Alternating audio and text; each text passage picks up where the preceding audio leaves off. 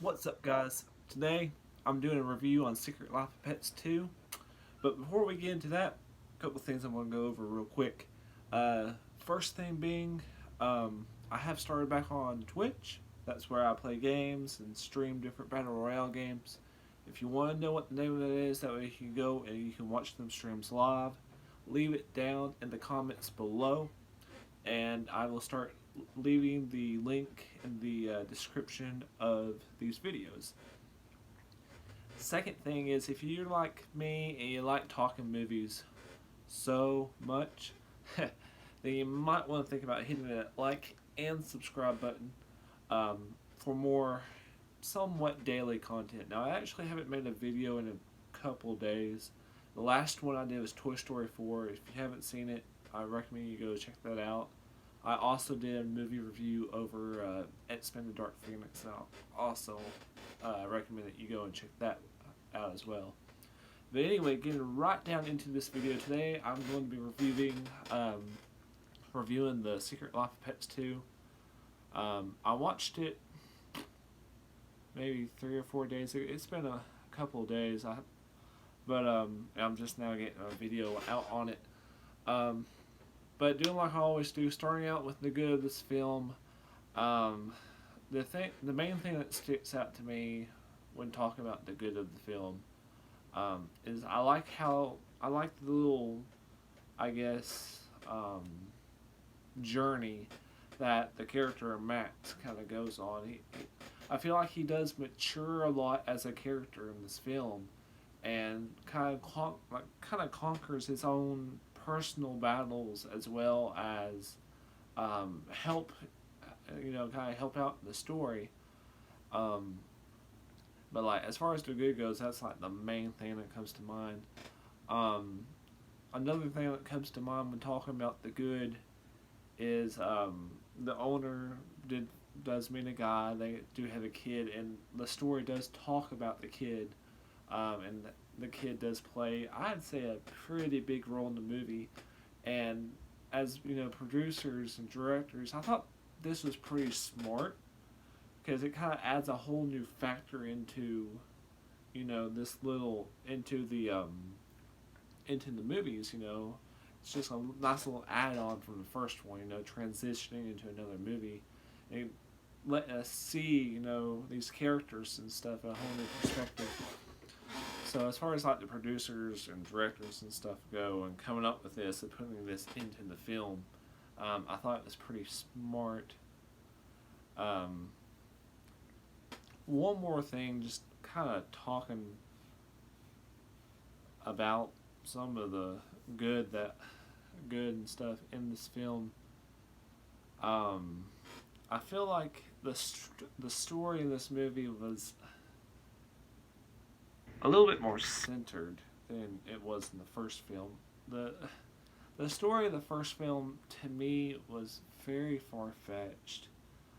There's even a joke about blending humans and stuff, and about this whole like anti-human, anti-owner, um, animal almost like support group. Like we're gonna kill our owners and stuff down the sewers. I felt like it was for a children's movie or any movie really. It's just kind of I don't know about it. It's kind of far fetched. Just kind of like really dark almost. Um, as far as the first film goes, I didn't really care much for it, and I don't really understand why it was kind of written like that. Now, don't get me wrong, I really did love the first film, but didn't really understand why they did that. But this film, the story was a lot more centered. It wasn't really as far fetched. They did storylines that you could kind of see a little bit more. Um, but as far as the good goes, that's really all I have for the good. Moving on into the bad, definitely the first thing that comes to mind when talking about the bad is there were multiple storylines going on throughout this film. And I just didn't really care a whole lot for it because it felt like you had some of our characters that were doing things here, and then you would transition into another scene and you'd have our other characters doing something here, and then transition again to another set of characters doing something here, and it just kind of felt all over the place.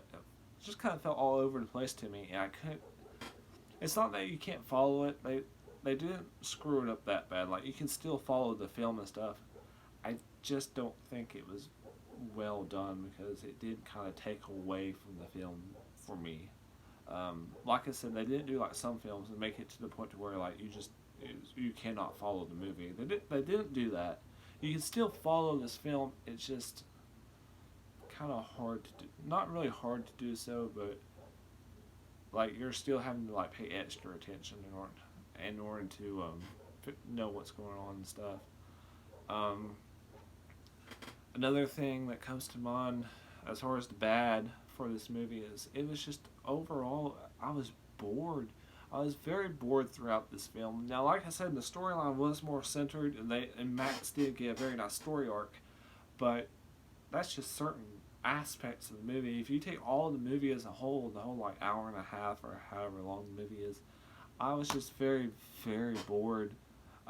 Like literally through that middle and even the end, I was basically forcing myself to sit there and watch it.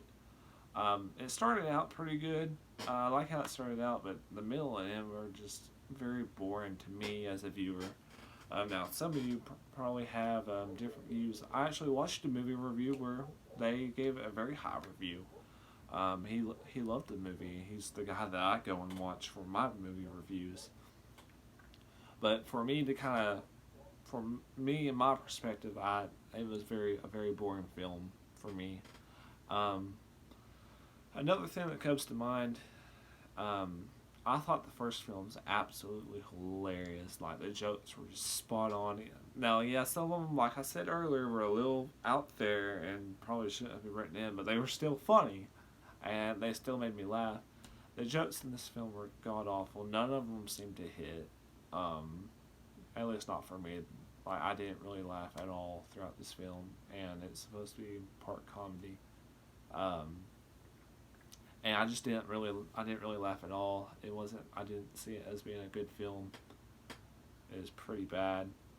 And other than that, guys, I think that basically covers all of it. Let's see, I mentioned different characters all over the place, not as funny.